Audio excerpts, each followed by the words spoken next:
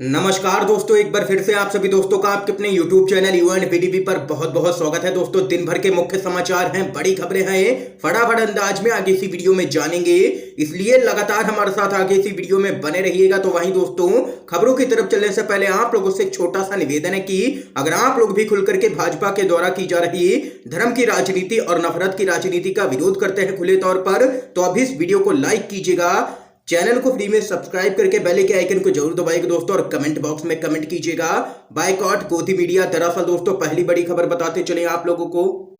दिल्ली के जहांगीरपुरी हिंसा मामले में 5 लोगों की और हुई है गिरफ्तारी। अब तक 14 लोग हो चुके हैं अरेस्ट। इलाके में फिलहाल शांति है, बड़ी संख्या में पुलिस बल की गई है तैनात। जी हां दोस्तों, दिल्ली के जहांगीरपुरी में शनिवार को हनुमान जयंती के मौके पर हिंसा के बाद फिलहाल इलाके में अब शांति का माहौल है। पुलिस पूरे मामले की जांच कर रही है और इस मामले में 5 और आरोपियों को गिरफ्तार किया गया है। और वहीं दूसरी तरफ दिल्ली के जहांगीरपुरी में हनुमान जयंती पर हुई हिंसा के लिए केंद्रीय मंत्री अनुराग ठाकुर ने केजरीवाल पर ठीकरा फोड़ दिया है, जिसके बाद सोशल मीडिया पर लोगों ने उनको जबरदस्त तरीके से ट्रोल कर दिया है। एक यूजर ने पूछा है कि दिल्ली पुलिस आखिर किसके अंडर में है, पहले ये बताओ। और वहीं एक अन्य यूजर ने ट्वीट किया है और कहा है कि अनुराग ठाकुर दिल्ली दंगों का मास्टरमाइंड था। दिल्ली पुलिस भाजपा के पास है, इसलिए पुलिस को आदेश था दंगा ना रोका जाए। एक बार फिर दंगे भड़काने में महत्वपूर्ण भूमिका में है भाजपा। पुलिस को अगर ईमानदार नेता मिल जाए तो दंगा भड़क ही नहीं सकता है। इस बीच एक और बड़ी खबर आप लोगों को बताते चलें। कोरोना से मौत के आंकड़े सार्वजनिक होने से रोकने वाली रिपोर्ट पर राहुल गांधी बोले, मोदी जी ना सच बोलते हैं और ना ही बोलने देते हैं। आप लोगों को बताते चले, द न्यूयॉर्क टाइम्स में छपी एक रिपोर्ट के मुताबिक भारत वैश्विक कोविड मृत्यु टोल को सार्वजनिक करने के लिए WHO के प्रयासों को रोक रहा है। जाहिर है यह आरोप सीधे तौर पर केंद्र की मौजूदा मोदी सरकार पर लगे हैं। इस रिपोर्ट पर कांग्रेस के पूर्व अध्यक्ष राहुल गांधी ने कड़ी प्रतिक्रिया दी है। इसके साथ ही राहुल गांधी ने मोदी सरकार से कोविड पीड़ितों को मुआवजा देने की भी मांग की है। आप लोगों को बताते चले, राहुल गांधी ने कहा है कि मोदी जी ना सच बोलते हैं और ना ही बोलने देते हैं। वो तो अब भी झूठ बोलते हैं कि ऑक्सीजन की कमी से कोई भी नहीं मरा। मैंने पहले भी कहा था कि कोविड में सरकार की लापरवाहियों से 5 लाख नहीं 40 लाख भारतीयों की मौत हुई है। फर्ज निभाइए मोदी जी। ये यहाँ पर द न्यूयॉर्क टाइम्स की रिपोर्ट आने के बाद केंद्र की मोदी सरकार की लगातार फजीहत हो रही है। इस पूरे मामले में एक और बड़ी खबर बताते चलें। 2 दिवसीय पीलीभीत दौरे पर सांसद वरुण गांधी पहुंचे हैं। रोजगार के मुद्दे पर अपनी ही सरकार को घेरा है। लंबे अरसे के बाद बीजेपी के नेता और सांसद वरुण गांधी 2 दिवसीय दौरे पर अपने संसदीय क्षेत्र पीलीभीत पहुंचे हैं, जहां पर उन्होंने कार्यकर्ताओं को संबोधित करते हुए जबरदस्त तरीके से अपनी ही सरकार को घेरा है। आप लोगों को बताते चले, वरुण गांधी ने कहा है कि जब किसानों का आंदोलन हुआ तो सबसे पहला सांसद मैं ही था जिसने समर्थन किया। इसी दौरान वरुण गांधी ने कहा है कि अगली लड़ाई आने वाले समय में देश के लिए रोजगार की लड़ाई है।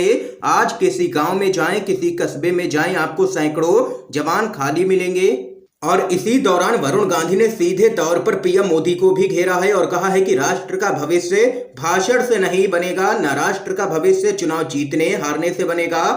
आज सरकार हमारी है, पूरे प्रदेश की, पूरे देश की सरकार मिलाकर के 1.5 करोड़ नौकरियां जो घोषित नौकरी हैं लेकिन अभी भरी नहीं गई हैं। यह कोई नई नौकरियां नहीं है, यह वह नौकरियां हैं जो सरकार कहती है कि नौकरियां हैं लेकिन भर्ती नहीं है। ये यहाँ पर वरुण गांधी ने जबरदस्त तरीके से केंद्र की मोदी सरकार से लेकर के प्रदेश की योगी सरकार को घेरा है रोजगार के मुद्दे पर, और कहा है कि पूरी तरीके से देश में रोजगार के मुद्दे पर हमारी सरकार फेल रही है। ये यहाँ पर वरुण गांधी का बड़ा बयान सामने निकल के आया है। दोस्तों, एक और अपडेट बताते चलें। बीजेपी के विधायक ने होम मिनिस्टर बदलने की है मांग। क्या कुछ है पूरा मामला बताते चले। कर्नाटक भाजपा में सब कुछ ठीक ठाक नहीं चल रहा है। अब कर्नाटक भाजपा के विधायक ने राज्य के गृह मंत्री अरागा ज्ञानेंद्र को हटाने की मांग की है। विधायक ने कहा है कि वर्तमान गृह मंत्री राज्य में अपराध को नियंत्रित करने में पूरी तरीके से विफल रहे हैं। भाजपा के विधायक बसंत गौड़ा यत्नाल ने कहा है कि गृह मंत्री शांत दिमाग के व्यक्ति हैं, इस मानसिकता के साथ आप गृह मंत्री नहीं बन सकते हैं। विधायक ने कहा है कि मैं सीएम बोम्मई से कहना चाहता हूं कि गृह मंत्रालय की जिम्मेदारी उनसे तुरंत ले ली जाए और उन्हें राजस्व या PWD मंत्री की जिम्मेदारी दे दी जाए। और वहीं आपको बता दें, इससे पहले कर्नाटक में बढ़ती सांप्रदायिक घटनाओं और तनावों को लेकर के सरकार के खिलाफ विपक्षी नेता तो मोर्चा खोले हुए थे। हाल ही में बीजेपी के अंदर से भी सवाल उठने लगे। पूर्व मुख्यमंत्री बीएस येदियुरप्पा के अलावा बीजेपी के 2 और विधायक और अन्य भी घटनाओं को लेकर के सवाल उठा चुके हैं और मुस्लिमों को शांति से यहां पर जीने दें, यह अपील भी कर चुके हैं येदियुरप्पा। इसके साथ ही एक और बड़ी खबर बताते चले आप लोगों को। मुस्लिम नेताओं की नाराजगी की चर्चाओं के बीच इफ्तार पार्टी में शामिल हुए हैं अखिलेश यादव। आप लोगों को बताते चलें, समाजवादी पार्टी के राष्ट्रीय अध्यक्ष अखिलेश यादव ने शनिवार शाम को लखनऊ में एक इफ्तार पार्टी में हिस्सा लिया है।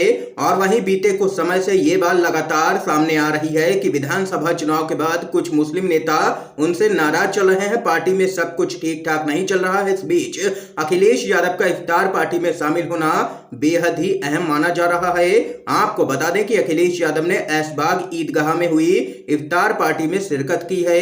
दरअसल दोस्तों, आप लोगों को बताते चलें, योगी सरकार और भाजपा की तरफ से जो मुस्लिमों पर कहर बरपाया जा रहा है और जो उनके साथ यहां पर व्यवहार किया जा रहा है, उसको लेकर के कई मुस्लिम नेता नाराज हैं और उनका कहना है कि अखिलेश यादव को मुस्लिमों के समर्थन में सड़क पर आंदोलन करना चाहिए, उनके समर्थन में उतरना चाहिए और भाजपा की तानाशाही के खिलाफ लड़ना चाहिए। ये यहां पर लगातार मुस्लिम नेता अखिलेश यादव से मांग करते चले आ रहे हैं। इस बीच एक और बड़ी खबर बताते चलें, कांग्रेस का मिशन 2024 बैठक में प्रशांत किशोर ने बताया है सत्ता वापसी का रोड मैप। जी हां दोस्तों, आप लोगों को बताते चलें, कांग्रेस ने चुनावी रणनीतिकार प्रशांत किशोर को पार्टी में शामिल होने का ऑफर दिया है। कांग्रेस के शीर्ष नेताओं के साथ प्रशांत किशोर की बैठक के बाद पार्टी की ओर से उनको ये ऑफर दिया गया है। पार्टी अध्यक्ष सोनिया गांधी के आवास पर कांग्रेस के शीर्ष नेताओं के साथ हुई बैठक में प्रशांत किशोर ने 2024 के लोकसभा चुनाव को लेकर के एक डिटेल प्रेजेंटेशन दिया है। कांग्रेस पार्टी के नेताओं को सूत्रों के हवाले से आई खबर के मुताबिक प्रशांत किशोर को सिर्फ सलाहकार ना बना करके पार्टी में शामिल होने और नेता के रूप में काम करने के लिए कहा गया है। प्रशांत किशोर ने कांग्रेस में शामिल होने को लेकर के इच्छा जताई है। ऐसे में जल्द ही प्रशांत किशोर कांग्रेस पार्टी में शामिल हो सकते हैं। प्रशांत किशोर ने पार्टी नेताओं के सामने फिर से कांग्रेस को मजबूत करने और 2024 में चुनाव को लेकर के रणनीति पर जानकारी दी है। सूत्रों ने कहा है कि प्रशांत किशोर ने बैठक में एक प्रस्तुति दी है जिसमें कहा गया है कि पार्टी को 2024 के लोकसभा चुनाव के लिए 370 से 400 सीटों का लक्ष्य रखना चाहिए। यह कहते हुए प्रशांत किशोर ने पार्टी में शामिल होने की पूरी इच्छा जता दी है। इस बीच एक और बड़ी खबर आ रही है सामने दोस्तों, केजरीवाल का भाजपा पर जोरदार हमला। विश्वगुरु बनना है तो गुंडागर्दी लफंगाई करने वाली पार्टियों का बहिष्कार करना पड़ेगा। आप लोगों को दोस्तों बताते चलें, दिल्ली के मुख्यमंत्री अरविंद केजरीवाल ने एक बार फिर से बीजेपी पर जमकर के निशाना साधा है। उन्होंने कहा है कि अमेरिका में कोई गुंडागर्दी करता है तो वो जेल जाता है, भारत में वो उस पार्टी में जाता है, यूरोप में अगर कोई लड़की छेड़ता है तो जेल जाता है, भारत में उनकी पार्टी में जाता है। ये कभी अच्छे स्कूल नहीं बनाएंगे। इन्हें अपनी राजनीति के लिए लाखों अनपढ़ गुंडे, लफंगों और बेरोजगार चाहिए। यदि विश्वगुरु बनना है तो गुंडागर्दी लफंगाई करने वाली पार्टियों का बहिष्कार कीजिए। यहाँ पर अरविंद केजरीवाल का सीधा इशारा भाजपा की तरफ ही है। आम आदमी पार्टी शरीफ, ईमानदार, देशभक्तों, पढ़े लिखों की पार्टी है, ये भी कहना है केजरीवाल का। और दिल्ली के मुख्यमंत्री ने भाजपा को गुंडागर्दी लफंगाई करने वाली पार्टी करार दिया है। आप लोग केजरीवाल के इस बयान से सहमत हैं या फिर नहीं, अपनी राय जरूर बता सकते हैं आप लोग कमेंट बॉक्स में कमेंट करके। इसके साथ ही अगली बड़ी खबर बताते चलें, कर्नाटक में हिंदू महासभा ने बीजेपी सरकार पर लगाए हैं गंभीर आरोप। ठेकेदार की कथित आत्महत्या मामले में ईश्वरप्पा की गिरफ्तारी की मांग की है।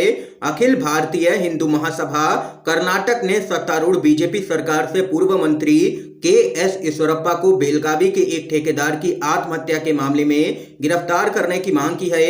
महासभा के प्रदेश अध्यक्ष राजेश पवित्रन ने कहा है कि ईश्वरप्पा के मंत्रिमंडल से इस्तीफे से यह मामला नहीं सुलझेगा और यह गैर जमानती अपराध है। ईश्वरप्पा को तुरंत यहां पर गिरफ्तार किया जाना चाहिए। उनके भ्रष्टाचार के कारण एक हिंदू कार्यकर्ता ने अपनी जान गंवाई है।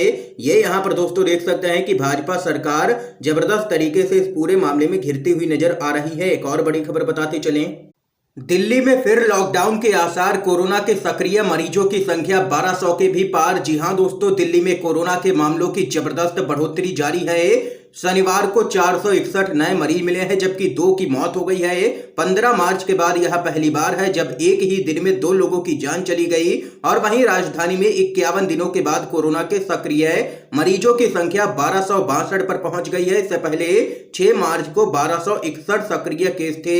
देश के अलग अलग जगहों पर से लगातार यहां पर कोरोना के मामले बढ़ते हुए नजर आ रहे हैं। इस समय की दोस्तों आज की सभी बड़ी खबरें थी, मुख्य समाचार थे जो हमने आप लोगों तक पहुंचाए हैं यूएनवीडीबी के माध्यम से। इन खबरों को लेकर के आप लोगों की क्या कुछ राय है जरूर बता सकते हैं कमेंट बॉक्स में। वीडियो अगर पसंद आया हो तो लाइक कीजिएगा, ज्यादा से ज्यादा इस वीडियो को शेयर कीजिएगा ताकि आप सभी के दोस्त भी इन मुख्य समाचारों को जान सके।